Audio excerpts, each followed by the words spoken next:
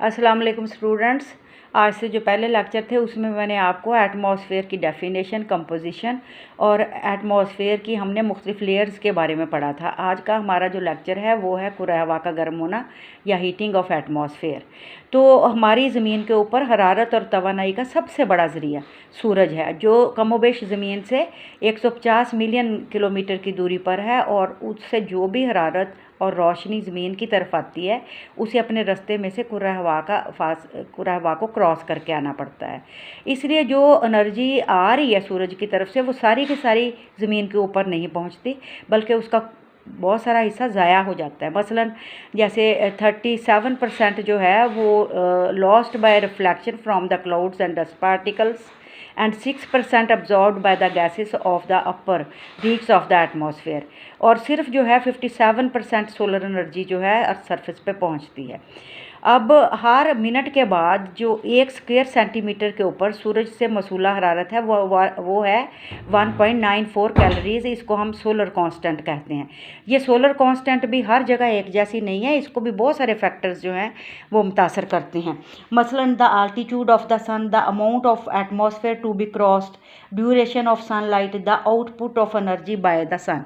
और एटमॉस्फेयर कितना गर्म है इसका इन्हिसार और भी बहुत सारी बातों के ऊपर है। मसलन जो एनर्जी ज़मीन की तरफ आ रही है वो किसी इलाके को कितना गर्म कर रही है और उसके ऊपर जो हवा है वो कितनी गर्म हो रही है। इसका वैसे तो बहुत सारे फैक्टर्स हैं, लेकिन एक अगर हम देखें तो हमारी जो अर्थ सरफेस है उसकी नेचर भी है। यहाँ पर दो तरह की, एक लैंड एरिया है और एक जो है वाटर बॉडीज़ हैं। अब ये दोनों चूँकि इनकी प्रॉपर्टीज़ मुख्तलिफ हैं और ये जो सूरज से आने वाली एनर्जी है उसको मुख्तलिफ तरह से डील करती हैं। पानी जल्दी देर से गर्म देर से ठंडा, और खुश्की जल्दी गर्म जल्दी ठंडी हो जाती है। और इसी तरह से फिर उसके ऊपर जो एटमॉस्फेयर होगा वो भी उसकी हवा भी उसी हिसाब से गर्म होगी।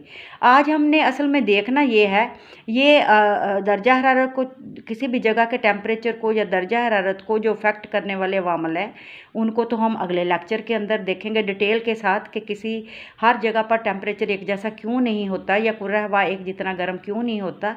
आज हम ये देखेंगे कि जो हमारा टॉपिक है कि एटमॉस्फेयर गर्म कैसे होता है, यानी द एटमॉस्फेयर जो है वो गर्म कैसे होता है। तो हम देखते हैं एटमॉस्फेयर हीटेड बाय द, मतलब अम्ले शाय हरारत से, रेडिएशन के प्रोसेस से गर्म होता है, कन्वेक्शन के प्रोसेस से गर्म होता है, कंप्रेशन के प्रोसेस से गर्म होता है और कंडक्शन के प्रोसेस से गर्म होता है। इसमें सबसे पहले हम आ जाते हैं अम्ले शाय हरारत की तरफ।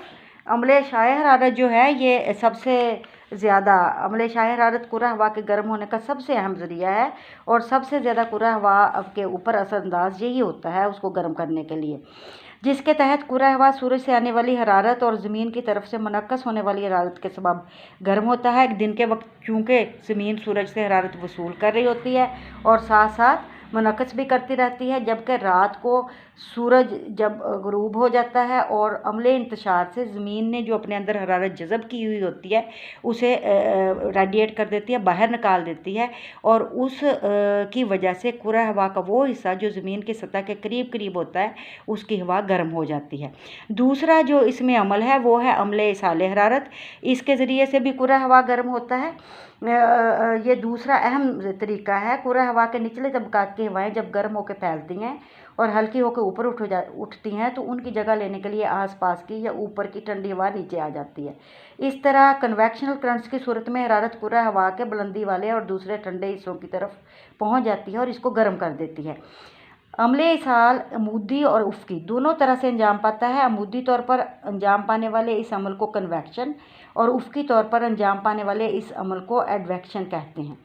अब दूसरा जो अमल है वो अम्ले सरायत हरारत है, यानी ये तीसरा अमल है जो अम्ले दबाव हरारत है। ये अम्ले दबाव हरारत, इसमें भी ये भी कुर्रा हवा के गर्म होने का एक तरीका है और दबाव से मशरूत है। जब कभी हवा ऊपर से नीचे की तरफ चलती है तो कुर्रा हवा की बलाई तहों के दबाव और वज़न तले दब जाती है, इसका दर्जा हरारत बढ़ जाता है।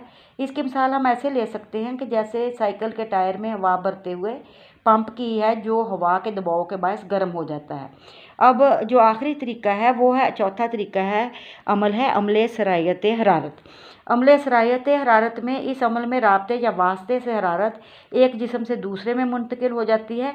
हवा की निचली तह जब दिन के वक्त मुसलसल ज़मीन की गर्म सतह को छूती रहती है तो हरारत की एक खासी मिकदार अपने अंदर जज़ब कर लेती है। फिर वो यही हरारत अपने से ऊपर वाली तह में मुंतकिल करती है।